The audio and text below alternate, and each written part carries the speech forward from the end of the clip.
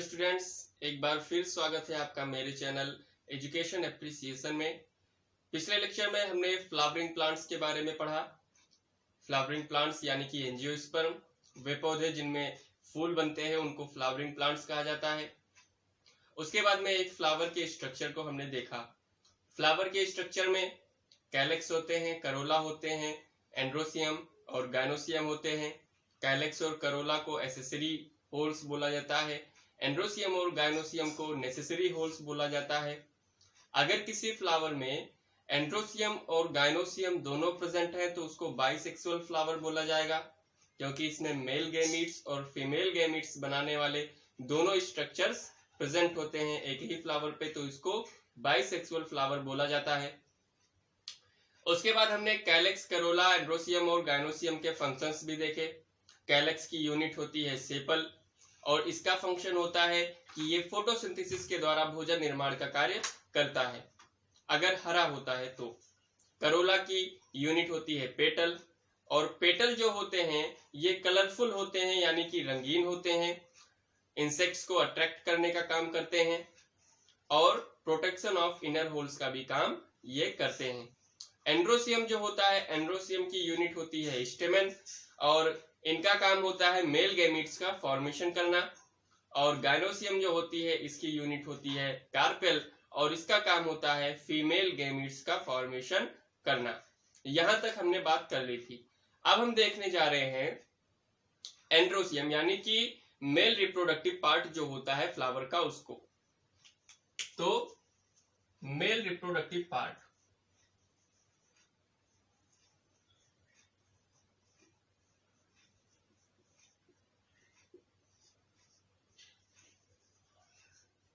Male reproductive part क्या होता है? मेल रिप्रोडक्टिव पार्ट मतलब कि एंड्रोसियम।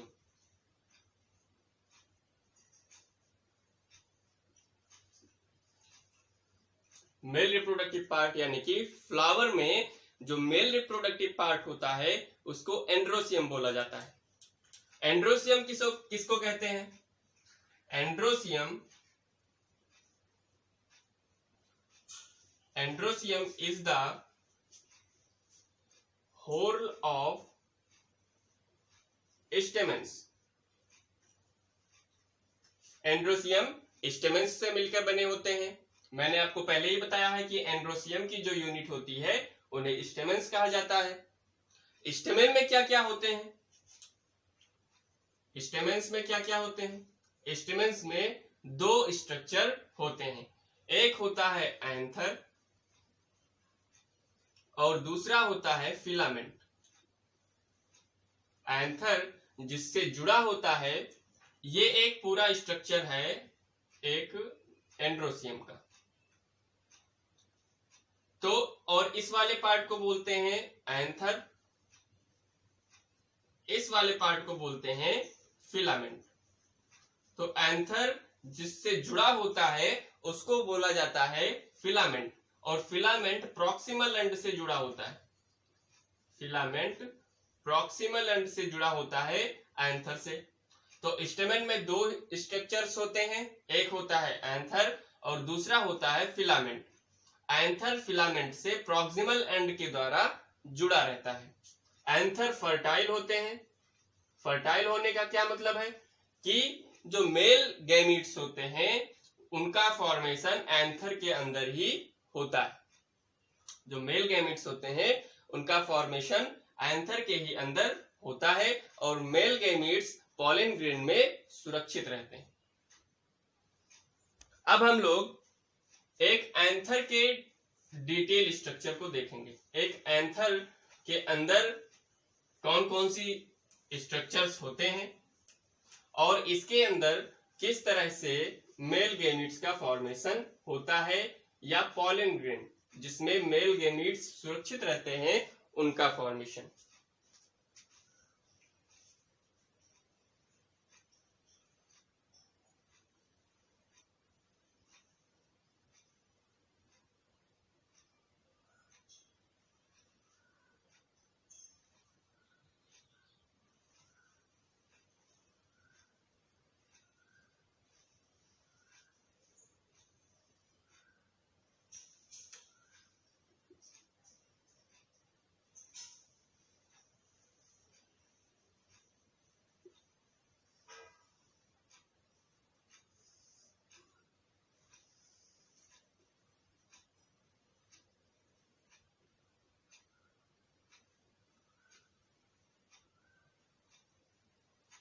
ये है स्ट्रक्चर एक एंथर का।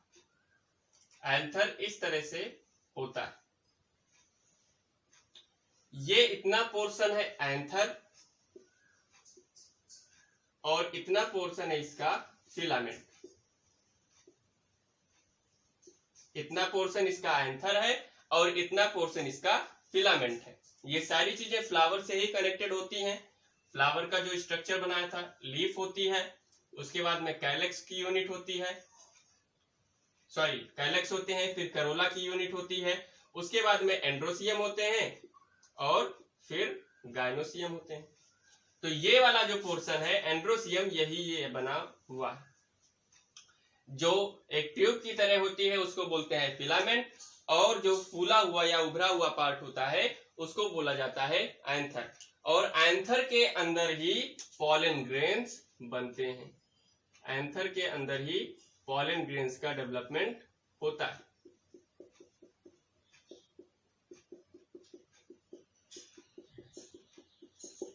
एंथर के अंदर ही पॉलन ग्रेन्स का डेवलपमेंट होता है। अगर देखा जाए तो हर एक एंथर में 2 लोब्स होते हैं। अगर यहां से इसको डिवाइड किया जाए तो एक लोब ये हो गया और एक लोब ये हो गया। तो हर एक एंथर में 2 लोब्स प्रेजेंट होते हैं।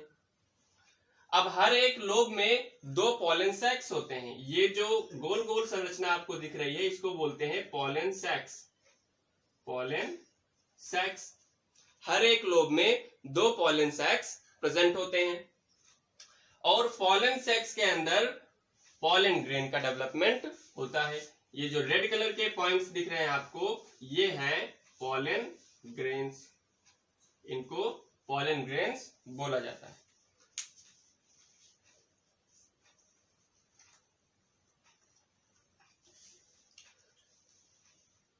तो हर एक एंथर में each anther has 2 lobes.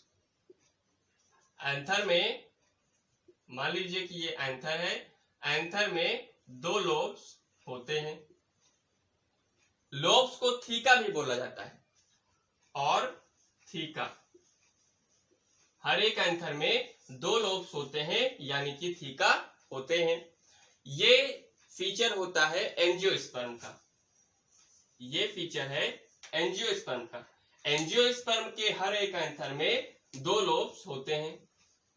Angiosperm में हर एक एंथर में 2 लोब्स होते हैं, एक्सेप्ट मालवेसी फैमिली।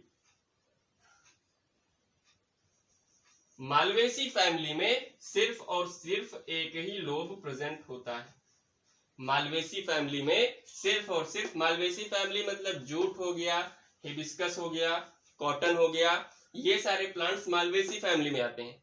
तो जो मालवेसी फैमिली के एंथर होते हैं उनमें सिर्फ और सिर्फ एक ही लोब प्रेजेंट होता है। तो हर एक लोब में हो गया 2 लोब, हर एक एंथर में 2 लोब यानी कि थीका, और हर एक लोब में 2 पॉलन सैक्स। ये एक लोब है और इसमें 2 पॉलन सैक्स है यानी कि टोटल एंथर में 4 पॉलन सैक्स। 4 पॉलन सैक्स होते हैं। पॉलन सैक्स को स्पोरेंजिया भी बोला जाता है, इसलिए एंजियोस्पर्म को टेट्रास्पोरेंजिएट बोलते हैं। जो एंजियोस्पर्म होता है, एंजियोस्पर्म टेट्रास्पोरेंजिएट होते हैं। टेट्रास्पोरेंजिएट होते हैं। अब अगर मालवेसी फैमिली के एंथर में एक ही लोब है यानी कि इसमें पॉलन सैक्स कितने होंगे? 2। अगर 2 पॉलन सैक्स हैं तो मालवेसी फैमिली को बाइस्पोरेंजिएट बोला जाता है। बाइस्पोरेंजिएट बोला जाता है।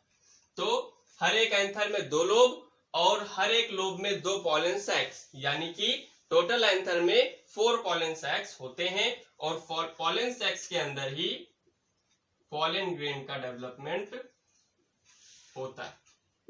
पॉलन सैक्स के अंदर ही पॉलन ग्रेन का डेवलपमेंट होता है। ये हो गया एक डिटेल स्ट्रक्चर एंथर का। तो एंथर जो होते हैं फिलामेंट से प्रॉक्सिमल एंड के द्वारा जुड़े रहते हैं। हर एक एंथर में 2 लोब्स होते हैं और हर एक लोब में 2 पॉलन सैक्स होते हैं, यानी कि दोनों लोब्स में मिला करके 4 पॉलन सैक्स प्रेजेंट होते हैं एंथर में। लेकिन मालवेसी फैमिली जो होती है उसमें एक ही लोब होता है, यानी कि 2 पॉलन सैक्स ही प्रेजेंट होते हैं मालवेसी फैमिली में, और इन्हीं पॉलन सैक्स में पॉलन ग्रेन का डेवलपमेंट होता है।